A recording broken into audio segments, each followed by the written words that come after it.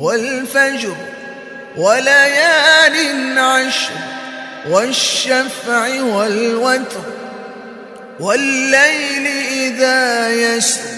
هل في ذلك قسم لذي حجر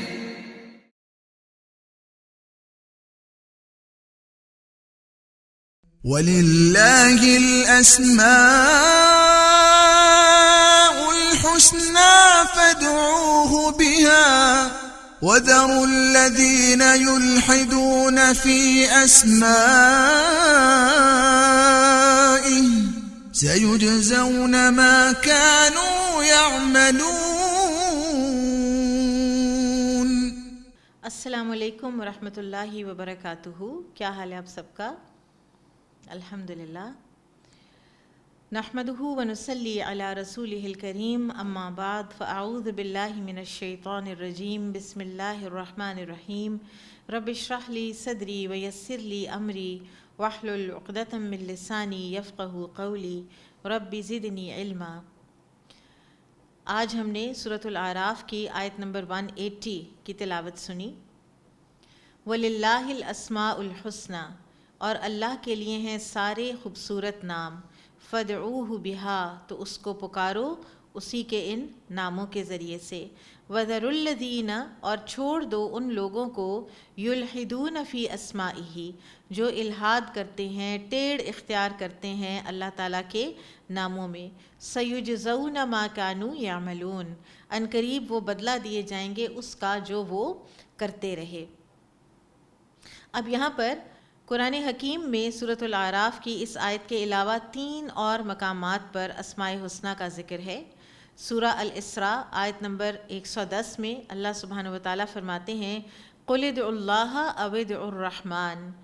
کہہ دیجئے کہ چاہو تو اللہ کہہ کر پکارو اور یا رحمان کہہ کر پکارو، اَيَّمَّا تَدْعُوا، جس نام سے بھی تم پکارو گے، فَلَهُ الْأَسْمَاءُ الْحُسْنَى، تو اس کے سارے نام ہی اچھے ہیں۔ اسی طرح سے سورہ طٰہٰ آیت نمبر 8 میں اللہ سبحانہ وتعالیٰ فرماتے ہیں، اللہ لا الہ الا هو لہ الاسماء الحسنى، اللہ نہیں کوئی معبود مگر وہی، اسی کے لیے ہیں سارے اچھے نام۔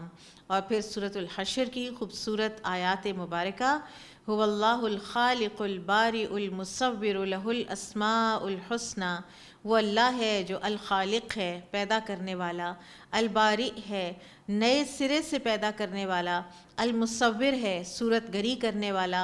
لہ الاسماء الحسنى، اسی کے لیے ہیں سارے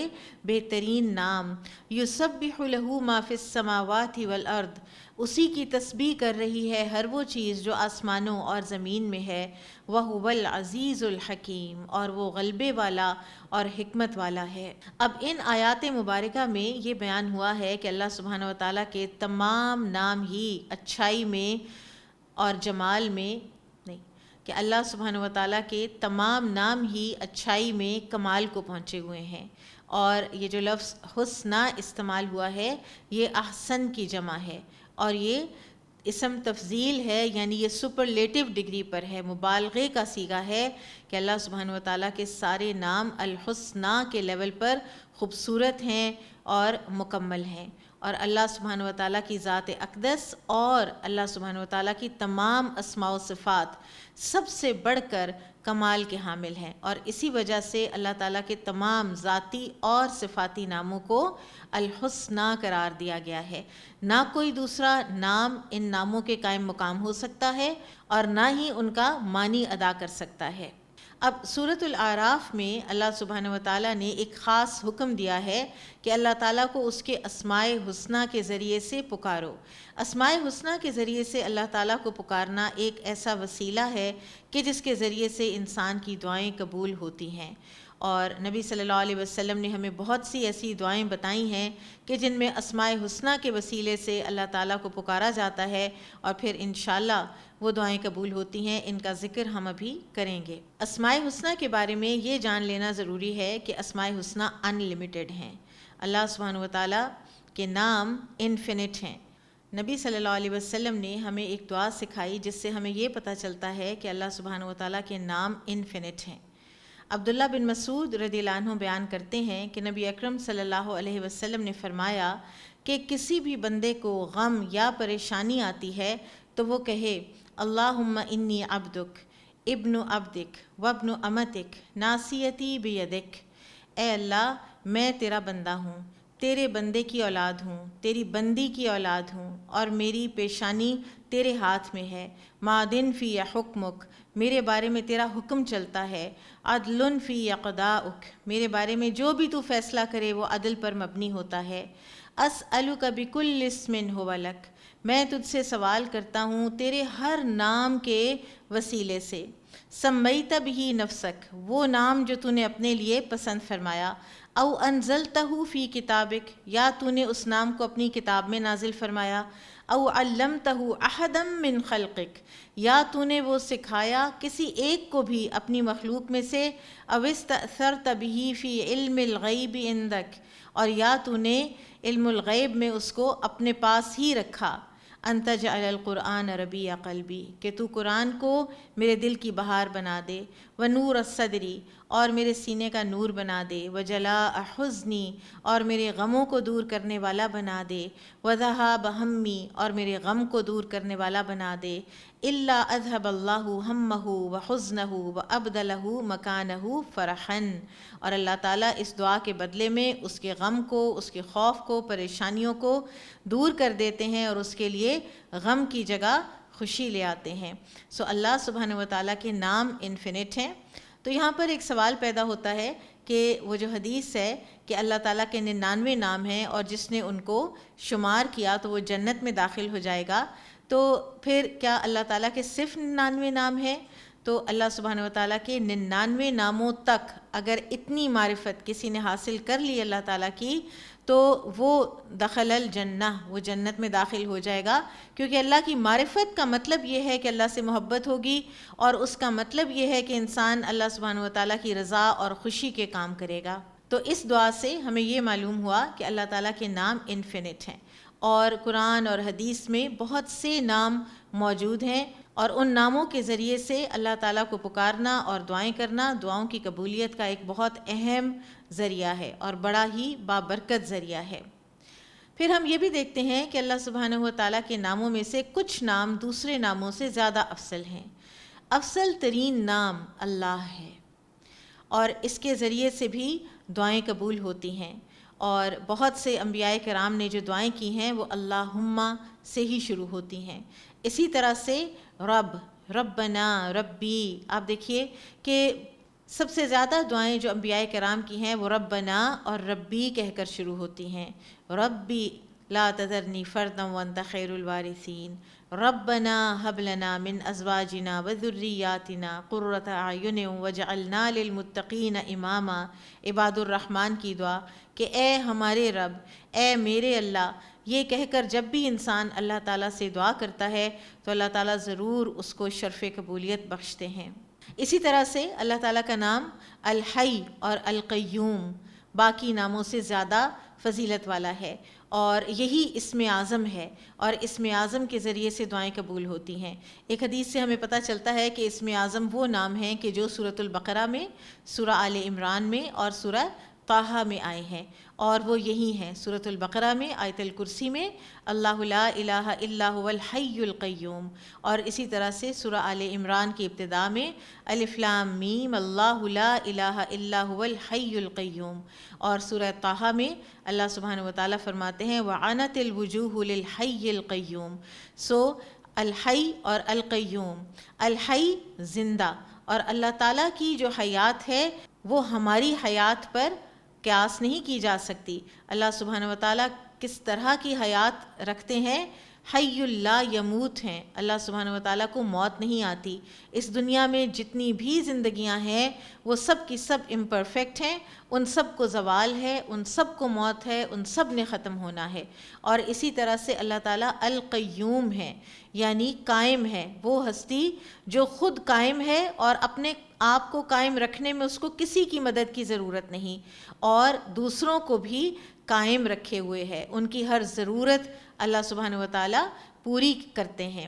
تو یا حیو یا قیوم برحمتک استغیث، اے زندہ، اے قائم، میں تیری رحمت کے باعث تجھ سے مدد طلب کرتا ہوں۔ ابن قیم کہتے ہیں کہ اللہ تعالیٰ کی جو صفت حیات اور صفت قیومیت ہے یہ دعاؤں میں ایک عجیب اثر رکھتی ہے، اور خصوصاً جس انسان پر یکے بعد دیگرے غم اور پریشانیاں آ رہی ہوں یا سختیاں آ رہی ہوں تو اس کو چاہیے کہ یا حی یا قیوم پڑھا کرے، اور اسی میں وہ اسم اعظم ہے کہ جس سے دعا قبول ہوتی ہے۔ رسول اللہ صلی اللہ علیہ وسلم نے بھی یا حی یا قیوم کے ذریعے سے دعا فرمائی ہے۔ انس بن مالک رضی اللہ عنہ سے روایت ہے کہ جب نبی صلی اللہ علیہ وسلم کو کوئی بھی پریشان کن معاملہ پیش آتا تو آپ صلی اللہ علیہ وسلم یا حی یا قیوم برحمتک استغیث پڑھتے، اور غزوہ بدر کے دن جو کہ ایک انتہائی پریشان کن معاملہ تھا، جبکہ مسلمان نہتے تھے، بہت تھوڑے تھے، اور اس وقت کفار کے لشکر سے جب سامنا ہوا تو آپ صلی اللہ علیہ وسلم یا حی یا قیوم برحمتک استغیث ہی بار بار پڑھ رہے تھے، یہاں تک کہ ابو بکر رضی اللہ عنہ نے آ کر آپ صلی اللہ علیہ وسلم کو کندھوں سے پکڑا اور فرمایا کہ یا رسول اللہ صلی اللہ علیہ وسلم، اللہ تعالیٰ نے سن لی آپ کی دعا انشاءاللہ۔ اسی طرح سے جہاں اسم اعظم کا سوال ہے تو بعض علماء نے اللہ کو بھی اسم اعظم قرار دیا ہے، اور الصمد، اللہ تعالیٰ کا نام الصمد، اس کو بھی اسم اعظم قرار دیا ہے، لیکن سب سے زیادہ یا حی یا قیوم۔ اسی طرح سے اللہ تعالیٰ کا ایک اور نام ذوالجلال والاکرام، اس سے بھی دعا کرنے کا حکم دیا گیا ہے، اور اس کے وسیلے سے کی جانے والی دعائیں بھی قبول ہوتی ہیں۔ اللہ سبحانہ و تعالیٰ کا یہ نام قرآن حکیم میں آیا ہے سورہ الرحمن میں، تبارک اسم ربک ذی الجلال والاکرام، بابرکت ہے نام تیرے رب کا جو بڑے جلال اور اکرام والا ہے، اور اس کے توسل سے دعا کرنے سے انشاءاللہ دعائیں قبول ہوتی ہیں۔ نبی صلی اللہ علیہ وسلم نے فرمایا الذو بیا ذی الجلال والاکرام، دعا میں یا ذی الجلال والاکرام کے ساتھ چمٹے رہو، یعنی کثرت سے اس نام کے ذریعے سے دعا کیا کرو۔ پھر اسی طرح سے اللہ تعالیٰ کے اور بھی کچھ نام ہیں کہ جو اضافت کے ساتھ اکٹھے آتے ہیں۔ امام ابن تیمیہ فرماتے ہیں کہ اللہ کے اضافت والے نام، یعنی جن کی نسبت کسی کے ساتھ کی گئی ہو، مثلا ارحم الراحمین، خیر الغافرین، رب العالمین، مالک یوم الدین، احسن الخالقین، اور اسی طرح سے جامع الناس اور مقلب القلوب وغیرہ، یہ سب کتاب و سنت سے ثابت ہیں، اور مسلمانوں کا اس بات پر اجماع ہے کہ دعا میں ان کا ذکر کرنا بہت بابرکت ہے، اور اس کے ذریعے سے دعائیں قبول بھی ہوتی ہیں۔ جب ہم نماز پڑھ کے فارغ ہوتے ہیں تو جو ہم نماز کے بعد کے اذکار کرتے ہیں تو اللہ تعالیٰ نے ذوالجلال والاکرام کا تو وہیں پر انتظام کر دیا کہ ہم نماز کے بعد کہتے ہیں اللہم انت السلام ومنک السلام تبارکت یا ذی الجلال والاکرام، اے اللہ تو سلامتی ہے، تیری طرف سے ساری سلامتی آتی ہے، اور تو بابرکت ہے اے جلال والے اور اے اکرام والے۔ پھر نبی صلی اللہ علیہ وسلم نے ہمیں کچھ ایسی دعائیں بتائی ہیں کہ جن کے ذریعے سے دعائیں قبول ہوتی ہیں، اور ان میں اسماء حسنی ہیں۔ ایک آدمی تھا کہ جو یہ دعا کر رہا تھا اللہم انی اسألک بانی اشہدک انک لا الہ الا انت الاحد الصمد الذی لم یلد ولم یولد ولم یکن لہ کفوا احد۔ اللہم انی اسألک بانی اشہدک انک لا الہ الا انت الاحد الصمد الذی لم یلد ولم یولد ولم یکن لک کفوا احد، یعنی اے اللہ بے شک میں تجھ سے سوال کرتا ہوں، بے شک میں تجھ کو گواہ بناتا ہوں کہ تیرے سوا کوئی معبود نہیں، تو اکیلا ہے، بے نیاز ہے، وہ جس سے نہ کوئی پیدا ہوا اور نہ وہ کسی سے پیدا ہوا، اور نہ ہی تیرا کوئی ہمسر ہے۔ تو ایسا کہنے والے کو جب نبی صلی اللہ علیہ وسلم نے سنا تو آپ صلی اللہ علیہ وسلم نے فرمایا کہ یہ دعا کرے گا تو اس کی دعا قبول ہوگی۔ اسی طرح سے ایک اور دعا ہے، وہ بھی سنیے، اللہم انی اسألک بان لک الحمد لا الہ الا انت المنان بدیع السماوات والارض یا ذا الجلال والاکرام یا حی یا قیوم. کتنے پیارے نام ہیں اللہ تعالیٰ کے کہ جن کے ذریعے سے اللہ تعالیٰ کو پکارا جا رہا ہے، اور یہ بھی وہ نام ہیں اور یہ وہ دعائیں ہیں کہ جن کے بعد دعاؤں کی قبولیت میں بہت چانسز میں اضافہ ہو جاتا ہے. اس دعا کا معنی ہے: اے اللہ، بے شک میں تجھ سے سوال کرتا ہوں بوجہ اس کے کہ سب تعریف تیرے لیے ہے، تیرے سوا کوئی معبود نہیں، بہت احسان کرنے والا. المنان کہتے ہیں بہت احسان کرنے والے کو، آسمانوں اور زمین کو نئے سرے سے پیدا کرنے والا. اے بزرگی اور عزت والے، اے ہمیشہ زندہ رہنے والے، اور اے ہمیشہ قائم رہنے والے. آپ سوچئے کہ ہم جب ترجمے میں ہی یہ نام سمجھ رہے ہیں تو کتنی ایک انسان کے اندر کیفیت پیدا ہوتی ہے اور کتنا ایک یقین پیدا ہوتا ہے کہ یہ ہستی دعا کو رد نہیں کرے گی. تو جب ہم اس کو حدیث کے بتائے ہوئے الفاظ سے پڑھتے ہیں تو وہ اور بھی زیادہ بابرکت ہو جاتی ہیں دعائیں.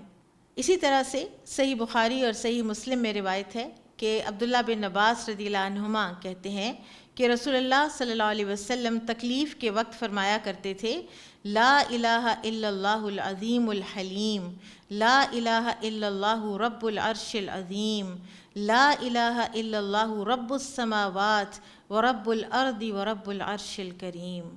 عظمت اور حلم والے اللہ کے علاوہ کوئی حقیقی معبود نہیں، عرش عظیم کے پروردگار اللہ کے علاوہ کوئی حقیقی معبود نہیں، آسمانوں زمینوں اور عرش کریم کے پروردگار اللہ کے علاوہ کوئی حقیقی معبود نہیں. یعنی خالص توحید کا جب اظہار کیا جاتا ہے اور اللہ تعالیٰ کے ذاتی و صفاتی ناموں کے ذریعے سے اس خالص توحید کا اظہار کیا جاتا ہے تو اللہ تعالیٰ غموں کو دور کر دیتے ہیں. انسان کے اندر کے خوف، اس کی انگزائٹی، اس کے سارے ڈپریشنز دور ہو جاتے ہیں ان دعاؤں کے ذریعے سے.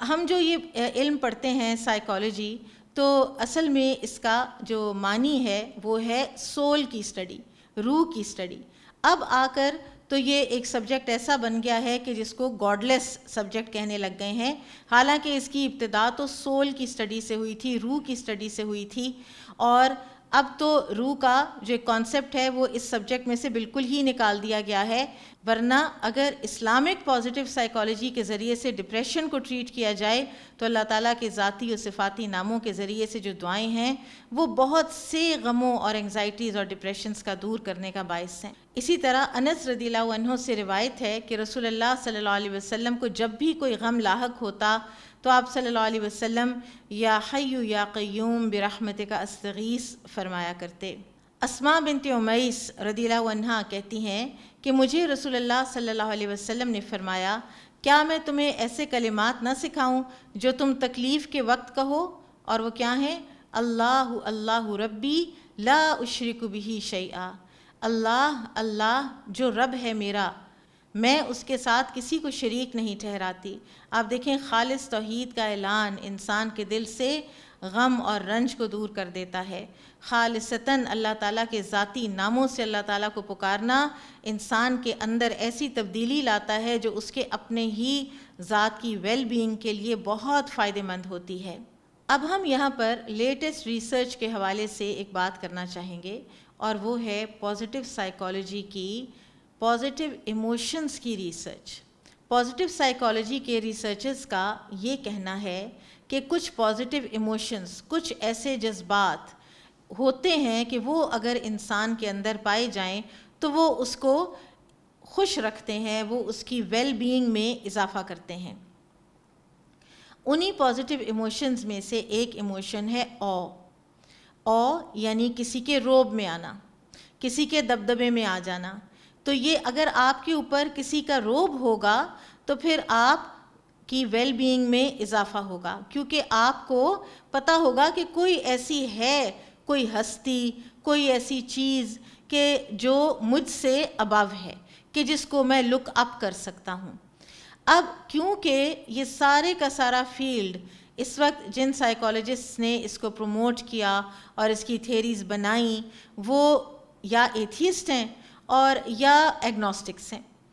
تو ان کا یہ کہنا ہے کہ مثلاً آپ اپنے لیے خود کوئی آبجیکٹ، خود کوئی چیز اس دنیا میں چن لیں اور اس کا اپنے دل میں لے آئیں، اس کا رعب اپنے دل میں لے آئیں۔ وہ کہتے ہیں کہ یہ ایوولوشن ہو سکتی ہے۔ ایوولوشن کی تھیوری یعنی کہ انسان جو ہے وہ یا بندر سے بنا ہے اور اس کے مختلف جو کچھ اس کی سٹیجز وہ بتاتے ہیں۔ تو آپ ایوولوشن کی تھیوری کے میں آ جائیں، یا آپ اوشنز کے میں آ جائیں، وہ بھی ایک بہت بڑی چیز ہے۔ آپ پہاڑوں کے میں آ جائیں، آپ یہ اتنی بڑی یہ جو اللہ تعالیٰ نے کہکشائیں اور گیلیکسیز بنا رکھی ہیں اور اتنی بڑی جو یونیورس ہے اس کے میں آ جائیں۔ تو اگر آپ ان چیزوں کے میں آتے ہیں تو یہ چیزیں تو ختم ہو جانے والی ہیں، ان چیزوں میں تو کوئی ثبات نہیں ہے۔ اگر آپ کسی بھی دنیاوی چیز کو اپنے کا مرکز بناتے ہیں، اس کے روب میں آتے ہیں اور اس کو لک اپ کرتے ہیں، تو دیکھنا یہ ہوگا کہ وہ آپ کے لیے کر کیا سکتا ہے، اور کیا وہ خود اپنے لیے کچھ کر رہا ہے، کیا وہ خود قائم ہے، یا اس کو اور چیزوں کی ضرورت ہے کہ جو اس کو قائم رکھیں۔ تو آپ دیکھیں کہ دنیا میں کوئی بھی ایسی چیز نہیں ہے۔ آپ تھیری کو دیکھ لیں، اگر آپ ایوولوشن کی تھیری کو دیکھ لیں تو وہ آلریڈی اس کو پروپوز کرنے والے ممالک ہی اس کو چیلنج کرنے لگ گئے ہیں۔ اسی طرح سے آپ کائنات کی کوئی بھی چیز دیکھ لیں، ہر چیز کے بارے میں سب کو پتہ ہے کہ یہ فانی ہے۔ ایک دن چاہے ملینز آف ایئرز کے بعد بجھنا ہو، ایک نہ ایک دن سورج اور چاند اور ستارے ہر چیز نے ختم ہونا ہے۔ تو پھر کس بات کا؟ اگر ہم نے اپنے اندر لانا ہے تو ہم اس ہستی کا لے کر آئیں کہ جو غیر فانی ہے، کہ جو ہر چیز کو قائم رکھے ہوئے ہے، جو حی لا یموت ہے۔ کا پازیٹیو ایموشن اگر ہم نے اپنے اندر پیدا کرنا ہے تو ہم آیت الکرسی کے ذریعے سے پیدا کریں، جس میں کہ اللہ تعالیٰ نے اپنی صفات بیان فرمائی ہیں، اور جس کو کہ اللہ سبحانہ وتعالیٰ نے قرآن کی آیات کی سردار قرار دیا ہے۔ نبی صلی اللہ علیہ وسلم نے ابی بن کعب رضی اللہ عنہ سے پوچھا تھا کہ قرآن کی سب سے بڑی آیت کون سی ہے، تو انہوں نے عرض کی کہ آیت الکرسی۔ تو آپ صلی اللہ علیہ وسلم نے فرمایا کہ تمہیں تمہارا علم مبارک ہو۔ اور آیت الکرسی کیوں سب سے بڑی آیت ہے؟ اس لیے کہ اس میں اللہ تعالیٰ کی صفات بیان ہوئی ہیں۔ اسی طرح سے سورۃ الفاتحہ کیوں بے مثل سورت ہے؟ کیونکہ اس میں اللہ سبحانہ وتعالیٰ کے نام بالکل شروع قرآن ہی میں استعمال ہوئے ہیں۔ جب ہمیں اسماء حسنہ کا شعور آ جاتا ہے، اور جب ہم اللہ تعالیٰ کو ان اسماء حسنہ کے ذریعے سے پہچاننے لگ جاتے ہیں، تو پھر ہمارے اندر سے ہر ہستی کا، ہر آبجیکٹ کا، دنیا کی ہر چیز کا رعب چلا جاتا ہے، اور یہی ہماری ویل بینگ کی ابتدا ہے۔ جب ہمیں یہ پتہ ہے کہ عزت اور ذلت دینے والا صرف اللہ ہے، جب ہمیں یہ پتہ ہے کہ نفع اور نقصان دینے والا بھی صرف اللہ ہے، رزاق رزق دینے والا صرف اللہ ہے، قہار جو کہ تمام معاملات کو کنٹرول کرتا ہے، ظالم سے ظالم انسان پر بھی اس کا رعب ہے اور کنٹرول ہے، تو پھر ہمیں کسی اور کا کوئی رعب ہمارے دلوں میں پیدا نہیں ہوتا۔ جب ہمیں پتہ ہوتا ہے کہ اللہ تعالیٰ الودود ہے، وہ محبت کرتا ہے، رؤوف ہے، شفقت کرتا ہے، رحیم ہے، رحمان ہے، تو ہم اللہ تعالیٰ کے علاوہ کسی اور کی طرف دیکھتے بھی نہیں۔ جیسے وہ ایک شعر ہے کہ وہ ایک سجدہ جسے تو گراں سمجھتا ہے، 1000 سجدوں سے دیتا ہے آدمی کو نجات۔ تو ایسی جب ہستی کا رعب دل میں پیدا ہوتا ہے تو پھر انسان ارد گرد کے ہر رعب سے نجات پا جاتا ہے، کانفیڈنٹ ہو جاتا ہے زندگی میں، بے خوف ہو جاتا ہے، اس کو انگزائٹیز، اس کی ہر چیز جو ہے وہ ان آرڈر ہو جاتی ہے۔ اس لیے کہ اللہ تعالیٰ خود قرآن میں فرماتے ہیں هو اہل التقوی و اہل المغفرہ، اللہ ہی ہے کہ جو سب سے زیادہ تقوی کا حقدار ہے، تقوی کا اہل ہے، وہی اہل ہے اس کا کہ اس سے ڈرا جائے، اور وہی اہل ہے کہ وہ لوگوں کی مغفرت کرے۔ تو لہٰذا اللہ سبحانہ وتعالیٰ کے ناموں کی معرفت حاصل کرنا ہمارے لیے بہت اہم ہے، اور یہ ہمارے عقیدے کی اساس ہے، اور عقیدے کا ایک بہت خوبصورت پہلو بھی ہے۔ ابن قیم رحمہ اللہ فرماتے ہیں کہ جس کا یہ ارادہ ہو کہ اپنی عمارت کو سر بلند بنائے، تو اس کو چاہیے کہ وہ اس کی بنیادوں کو مضبوط کرنے کا انتظام کرے اور اس کا خاص اہتمام کرے، کیونکہ عمارت کی مضبوطی بنیاد کی پختگی کے مطابق ہوتی ہے، اور اعمال اور درجات عمارت ہیں اور ان کی اساس ایمان ہے، اور ایمان اللہ سبحانہ وتعالیٰ کے تمام ذاتی اور صفاتی ناموں کے ذریعے سے ہوگا تو وہی پختہ ہوگا۔ ابن تیمیہ رحمہ اللہ فرماتے ہیں کہ اللہ تعالیٰ نے اسماء و صفات اور اپنے افعال کا ذکر قرآن مجید میں کھانے پینے، حلال حرام، نکاح وغیرہ سے بھی زیادہ مرتبہ کیا ہے، یہاں تک کہ اللہ تعالیٰ کی جو قدر و قیمت اور اللہ تعالیٰ کی صفات کے حوالے سے جو آیات ہیں ان کا ذکر آخرت کے ذکر سے بھی زیادہ کیا گیا ہے، اور اس کی وجہ ان کی اہمیت ہے۔ اسماء حسنہ کی معرفت حاصل کرنا ایک اور اینگل سے بھی بہت اہم ہے، کیونکہ جب تک ہمیں یہ نہیں پتہ ہوگا کہ ہمارے رب کے اندر کون کون سی صفات ہیں تو ہم اپنی پرسنالٹی کو بھی ڈیولپ نہیں کر سکیں گے۔ مثلا اگر ہمیں یہ پتہ ہے کہ اللہ سبحانہ وتعالیٰ جمیل ہیں اور جمال کو پسند کرتے ہیں تو ہم بھی اپنے کاموں میں اور اپنے معاملات میں خوبصورتی لائیں گے۔ اسی طرح سے ہمیں اگر یہ پتہ ہو کہ اللہ سبحانہ وتعالیٰ علم کو اور علماء کو پسند کرتے ہیں اور خود علیم ہیں تو ہم بھی علم حاصل کرنے کی، علم نافع حاصل کرنے کی کوشش بھی کریں گے اور اس کی تگ و دو میں ہم آگے بھی بڑھیں گے۔ اسی طرح سے اگر ہمیں یہ پتہ ہو کہ اللہ سبحانہ وتعالیٰ سخی ہیں، جواد ہیں، تو ہم بھی انفاق فی سبیل اللہ میں آگے بڑھیں گے۔ تو اس طرح کی جو معرفت ہے یہ جب آتی ہے تو انسان کی اپنی پرسنالٹی پالش ہوتی ہے اور وہ اور سے اور اللہ تعالیٰ کا قرب حاصل کرتا ہے۔ اب اللہ کی معرفت کی دو اقسام ہیں، ایک تو یہی کہ جو ہر کسی کو ہے، یعنی نیک انسان کو بھی ہے، فاجر انسان کو بھی ہے، نافرمان کو بھی ہے، مطیع فرمان کو بھی ہے، اور دوسری معرفت وہ ہے کہ جس کی وجہ سے انسان کو اللہ تعالیٰ سے حیا آتی ہے اور اسی کی وجہ سے انسان کے اندر اللہ تعالیٰ کی محبت میں اضافہ ہوتا ہے، اللہ تعالیٰ کی ملاقات کے شوق میں اضافہ ہوتا ہے۔ ایک حدیث میں آتا ہے کہ جو 7 طرح کے لوگ ہوں گے قیامت کے دن جو عرش کے سائے تلے جگہ پائیں گے، ان میں سے ایک انسان وہ ہے کہ جس نے اللہ تعالیٰ کو تنہائی میں یاد کیا اور اس کی آنکھیں بہہ پڑیں۔ تو جو اللہ تعالیٰ کو تنہائی میں یاد کر سکتا ہے وہ وہی ہے کہ جو اللہ تعالیٰ کو پہچانتا ہے، جس کو اللہ تعالیٰ کی یاد لطف دیتی ہے۔ تو جو تنہائی میں اللہ تعالیٰ کی یاد جس کو رلائے وہ وہی ہے کہ جس کو اللہ تعالیٰ کی درست معرفت بھی ہے، اور اسی معرفت کے ذریعے سے بندے کا اللہ تعالیٰ کے ساتھ تعلق مضبوط سے مضبوط تر ہوتا چلا جاتا ہے اور وہ شریعت کے سامنے بالکل آرام سے اپنا سر جھکاتا چلا جاتا ہے۔ ابراہیم علیہ السلام کو اللہ سبحانہ وتعالیٰ کی یہی معرفت حاصل تھی کہ جس کے بارے میں پھر اللہ سبحانہ وتعالیٰ نے فرمایا اذ قال لہ ربہ اسلم قال اسلمت لرب العالمین، کہ جب اس کے رب نے اس سے کہا کہ تو جھک جا، مطیع فرمان ہو جا، تو اس نے کہا کہ میں جھک گیا، میں مطیع فرمان ہو گیا۔ اب ہم کچھ اللہ تعالیٰ کے ایسے ناموں کا ذکر کرتے ہیں کہ جن کو عام طور پر ہم نہیں جانتے، جو کہ اتنے معروف نام نہیں ہیں۔ نمبر 1 الحیی، اللہ تعالیٰ حیا کرتے ہیں، اور اللہ تعالیٰ اگر خود حیا کرتے ہیں تو وہ حیا کیسی ہے کہ حدیث میں آتا ہے کہ جب بندہ ہاتھ پھیلا کر اللہ تعالیٰ سے دعا کرتا ہے تو اللہ تعالیٰ کو حیا آتی ہے کہ اس کے ہاتھوں کو خالی ہاتھ لوٹائے۔ اسی طرح سے اللہ سبحانہ وتعالیٰ کا ایک اور نام ہے الستیر، پردہ پوشی کرنے والا۔ تو اگر ہمیں اللہ تعالیٰ کے اس نام کی درست معرفت ہو جائے کہ اللہ تعالیٰ دن رات میں کتنی ہماری پردہ پوشی کرتے ہیں،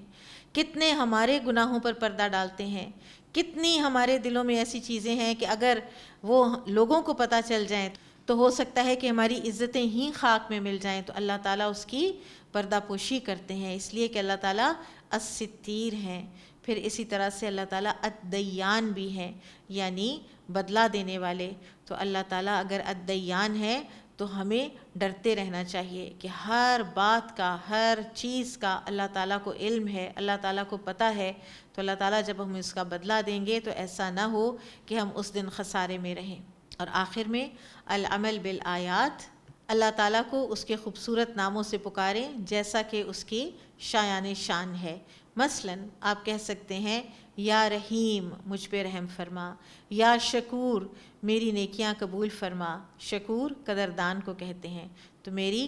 نیکیوں کی قدردانی کرنا اور انہیں قبول فرمانا۔ اور اسی طرح سے آپ اللہ تعالیٰ کے ہر خوبصورت نام کے ذریعے سے اللہ تعالیٰ کو پکاریں، لیکن اس سے پہلے اس کی معرفت حاصل کریں تاکہ پورے شعور کے ساتھ ہم اپنے رب کو پکار سکیں۔ بارک اللہ فیکم، سبحانک اللہم و بحمدک، اشہد ان لا الہ الا انت، استغفرک و اتوب الیک۔ السلام علیکم ورحمۃ اللہ وبرکاتہ۔ نور في الظلمات أنسي في خلواتي، يا سعدي وهنائي القرآن حياتي. نور ملأ القلب ففاض بحب كتاب الله، أشرق دربي بالقرآن فشكرا يا رباه، شكرا يا رباه. يمحو عتم الليل المظلم، يروي ظمأ الروح، يجعلنا من أهل الله يطيب به المجروح.